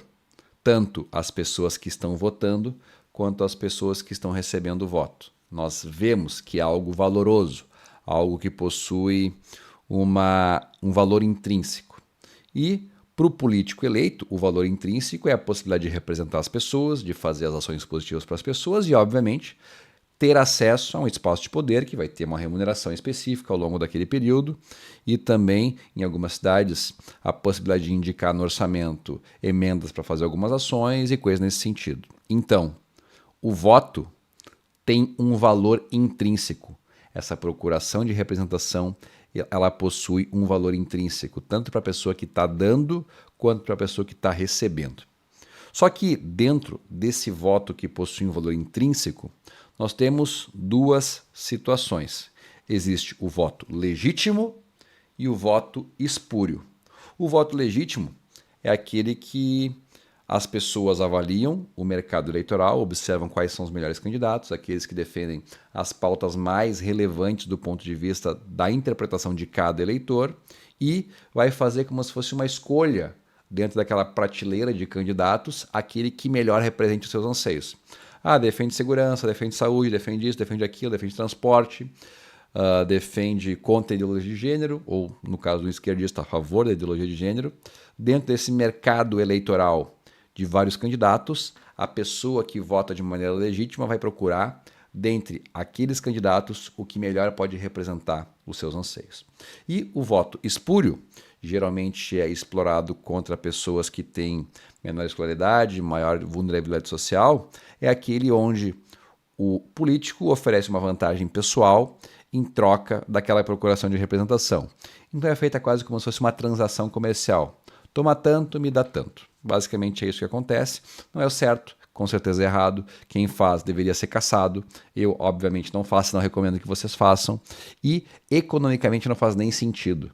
Porque numa cidade aí que tu precisa de 1.000 votos, nem tem economicamente sentido fazer uma coisa nesse sentido, porque seria muito mais barato fazer campanha e cativar as pessoas do jeito legítimo. Mas, como geralmente essas pessoas que fazem isso utilizando de recursos públicos surrupiados do poder público, da prefeitura, algo nesse sentido, é algo que é praticamente incontrolável e, infelizmente, é algo que acontece. Por isso que muitas vezes tu vê um político arrogante que chega numa comunidade, trata aquela comunidade como uma relação de negócios, porque para ele foi uma relação de negócios, e basicamente abandona a comunidade após aquele tipo de transação econômica feita. Por outro lado, um político que se elege em cima de pautas específicas, legítimas, que ele cativou pessoas esclarecidas para conseguir a representação, ele é cobrado, a pessoa que votou lembra que votou naquela pessoa, às vezes demonstra inclusive um desapontamento, uma insatisfação,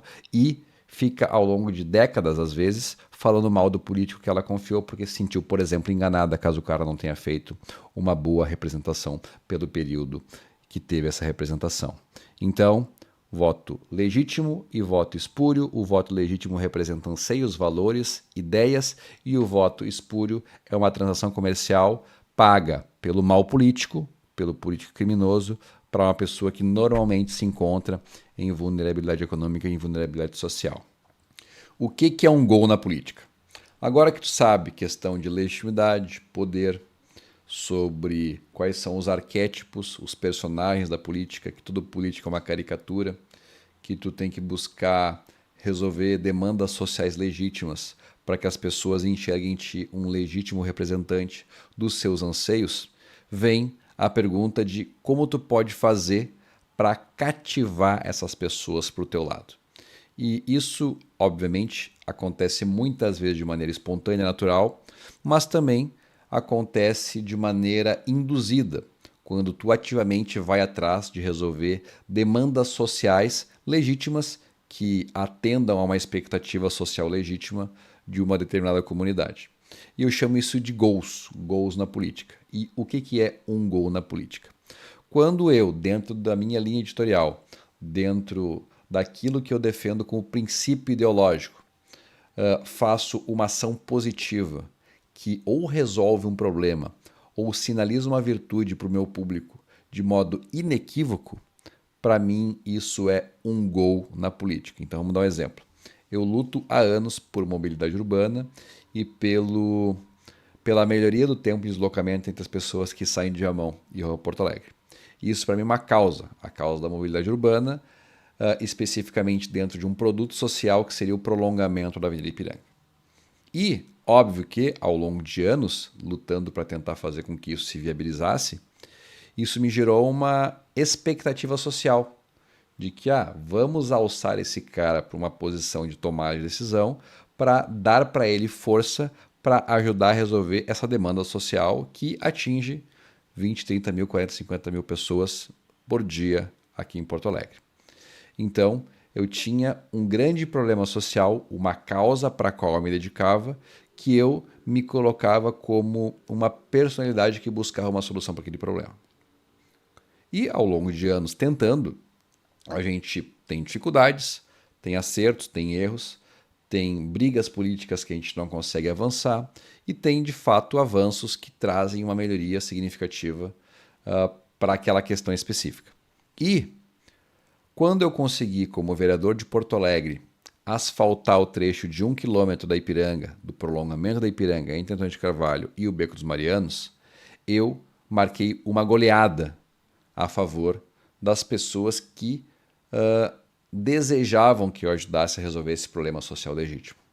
Então, um gol na política é quando tu vai e tu consegue atender uma demanda social legítima solicitada por um potencial eleitor. Uma goleada na política é quando tu consegue, com uma única ação, atender uma expectativa social legítima de centenas ou milhares de pessoas. Então, por exemplo, Coronel Zucco, que é a favor das escolas cívico-militares. Recentemente, a Assembleia aprovou que o governo do estado tenha que disponibilizar a possibilidade de escolas cívico-militares no Rio Grande do Sul. Isso é uma goleada política, uma goleada positiva para o político que defende aquela causa. E isso acontece com todos os políticos.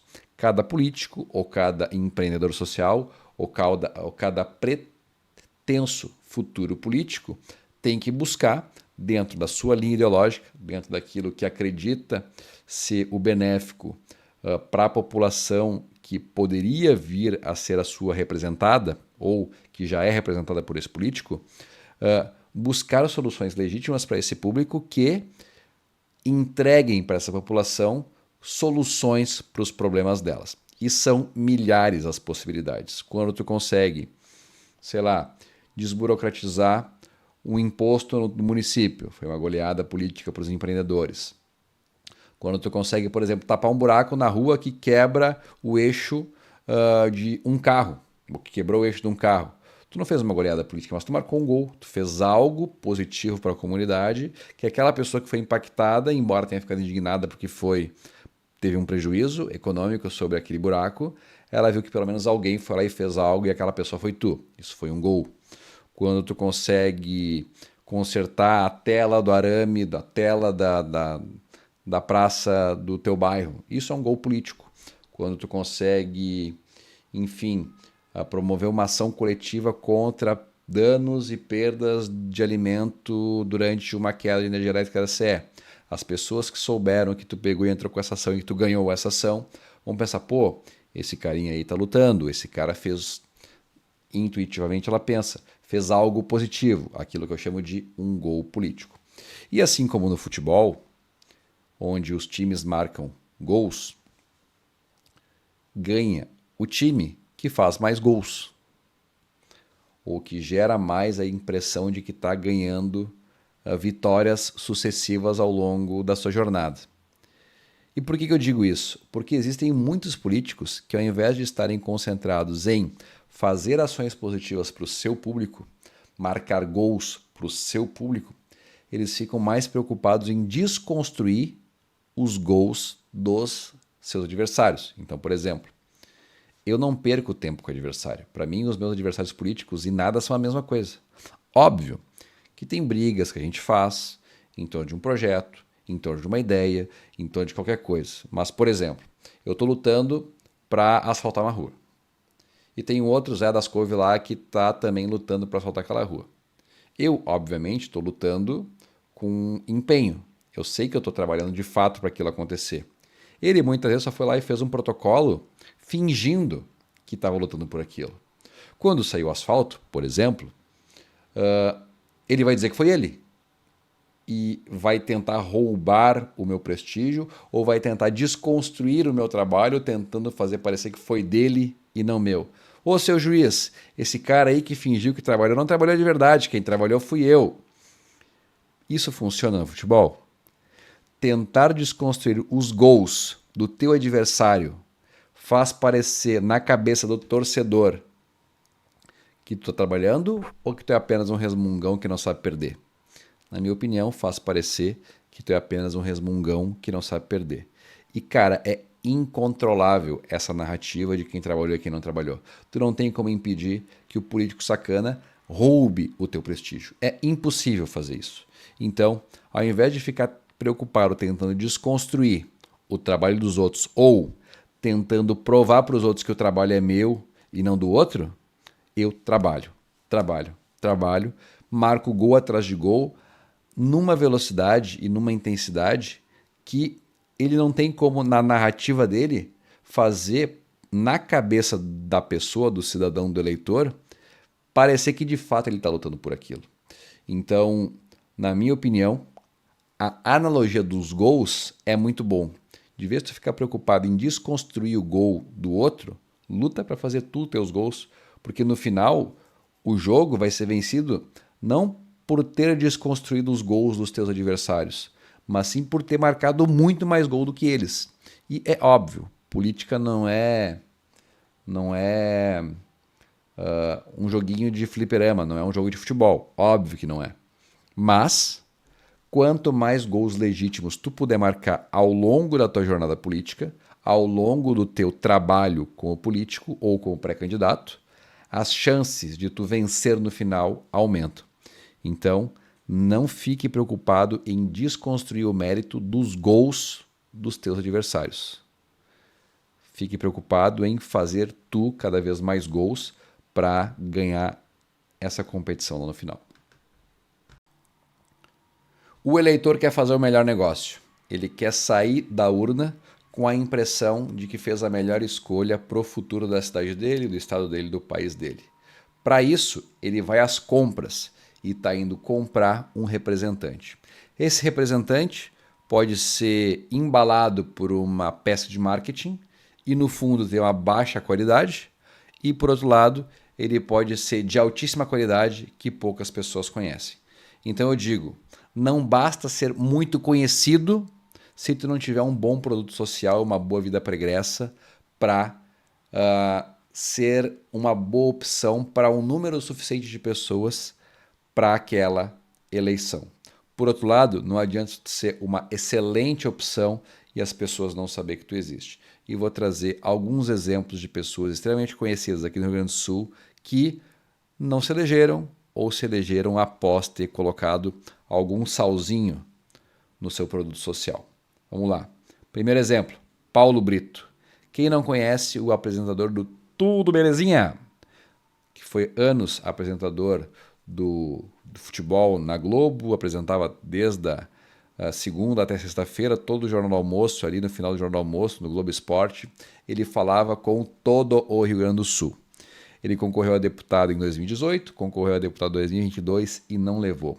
Como uma pessoa que literalmente é conhecida por todas as pessoas do Rio Grande do Sul não conseguiu se eleger.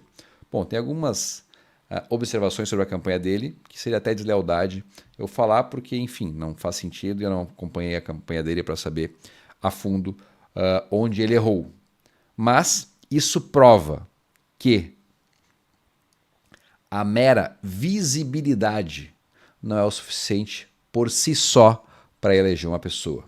A pessoa talvez mais conhecida das eleições de 2022 e de 2018 não se elegeu, embora fosse a pessoa mais conhecida. Então, visibilidade é importante, mas ela sozinha não elege. Temos um outro caso de uma pessoa muito conhecida que, quando se pautava majoritariamente por visibilidade, não se elegeu, mas quando agregou um produto social no seu discurso, se elegeu. Deputado federal Bibo Nunes, que no passado concorreu a vereador, algumas vezes em Porto Alegre, e não se elegeu. Não sei se concorreu a deputado, mas se concorreu, não se elegeu. Mas, quando, apesar de apresentador, anexou a sua grande visibilidade o produto social de apoio ao Bolsonaro, em 2018, que ele foi um dos pioneiros a fazer isso, ele conseguiu explodir de voto, foi um dos mais votados do estado, se não o mais votado. O que aconteceu? Ele agregou à visibilidade um produto social. Então, ele conseguiu, ao mesmo tempo, ter um produto que as pessoas queriam levar para casa e uma embalagem de marketing, porque ele era publicitário e jornalista, que conseguiu atingir um número gigante de pessoas que possibilitou que ele atingisse, dentro dessa compra feita pelos eleitores, o número de votos suficientes para se eleger deputado federal. Então, visibilidade por si só não elege. Tu tem que ter visibilidade e tu tem que ter também produto social, uma densidade política que faça com que a tua visibilidade encontre uma densidade e permita que as pessoas possam te escolher como seu representante. É como se fosse a multiplicação, tu tem dois elementos. Quando um elemento tende a ser muito grande e o outro tende a ser próximo do zero, o que acontece é a multiplicação fica baixa. Quando o outro elemento é perto do zero e o primeiro elemento é bastante grande, também a multiplicação fica zero. A maximização de resultados vem quando tu tem vários elementos. Na mediana, tu tem bastante visibilidade, com um produto que as pessoas querem comprar, mas também vida pregressa, trajetória, história e coisas nesse sentido. Então, visibilidade por si só não elege. Tu tem que ter algo a oferecer, tu tem que ter uma boa história pregressa, tu tem que ter outros elementos que as pessoas se sintam cheias de orgulho de falar, não, eu votei no cara certo, esse cara me representa, esse cara tem uma conduta ilibada, essa pessoa defende os valores que eu comungo. Então, visibilidade com produto social, certo, estouro. Visibilidade nua e crua, sem chance. Produto social, sem visibilidade também, tu não vai ter chance. Para encerrar esse vídeo, o homem é a ferramenta que opera. Um soldado operando um canivete faz um estrago. O mesmo soldado operando um bombardeiro faz um estrago bastante diferente. O que eu quero dizer com isso? Hoje, a política mudou, porque as ferramentas que nós temos disponíveis para poder utilizar como forma de comunicação com os eleitores estão muito mais otimizadas. Hoje, um vídeo feito em 1 minuto pelo celular atinge, às vezes, milhões de pessoas. Enquanto para eu poder atingir milhões de pessoas no passado, eu necessariamente precisaria estar numa Globo, ser arregado no meio de comunicação, ter jornalistas amigos que me dessem a força de deixar eu publicar ou ser entrevistado, algo nesse sentido, e que hoje, por conta inclusive dessa ideologização dessas ferramentas de comunicação tradicional, acaba que nós do espectro político de direita acabamos não tendo muito acesso. Então, o velho método de visitar eleitor, especialmente em capitais, que é o meu caso, ou cidades médias para grande, embora ainda sejam importantes, tem que ser algo secundário no teu trabalho de visibilidade. Tu tem que estar mais preocupado em produzir conteúdo relevante que fale dos teus valores, dos teus princípios, das coisas que tu acredita através das redes sociais, e daí tem dezenas de redes sociais. Eu particularmente uso Instagram como principal, Facebook, YouTube, TikTok, Quai e Twitter. Eu uso essas 6 redes sociais, tá? Essas 6 redes sociais como uma forma de usar a divulgação delas para divulgar o meu trabalho. Óbvio que a melhor para mim hoje é o Instagram, no passado para mim a melhor era o Facebook. Cada rede social vai ter uma característica, mas tu precisa utilizar as redes sociais. Não existe mais em 2024 e daqui para diante a gente fazer campanha sem demonstrar para as pessoas o nosso trabalho na rede social. Ah, mas o trabalho na rede social é artificial, porque isso, porque aquilo. Não concordo. O que eu costumo pensar? O meu trabalho vai ser feito independente da rede social. Se eu vou ter o trabalho de fazer independente da rede social, por que eu não posso divulgar o meu trabalho na rede social? Por exemplo, fiz um projeto de lei. Por que eu não faço um vídeo de 40 segundos explicando para as pessoas que eu protocolei a lei que acaba com a TFLF, que é a taxa de localização e fiscalização aqui no município de Porto Alegre? Por que eu não posso falar que, já que eu cortei uma árvore que caiu durante a chuva, que eu cortei a árvore e mostrar num vídeo eu cortando a árvore? Ah, porque isso aí tu tá tentando aparecer, porque o trabalho se é feito de maneira espontânea e altruísta, tu não precisa mostrar. Cara, ninguém aqui é candidato a padre. A gente é candidato a pré-candidato a político. Se eu faço e não demonstro, as pessoas vão dizer o quê? Ah, mas político só aparece de cada 4 anos. E quando tu faz, vão reclamar. Ah, mas só tá fazendo para conseguir voto. Então, bota uma coisa na cabeça. Sempre vão reclamar.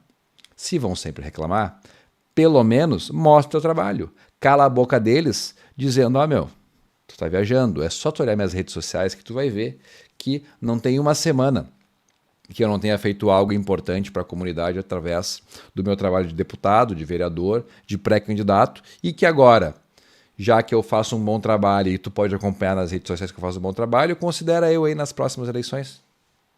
Entendeu? Tu tem a liberdade de fazer isso. E se a pessoa não está interessada em te ajudar porque ela é contra ti, ela vai reclamar de qualquer jeito. E essa é uma questão que tu tem que estar preparado.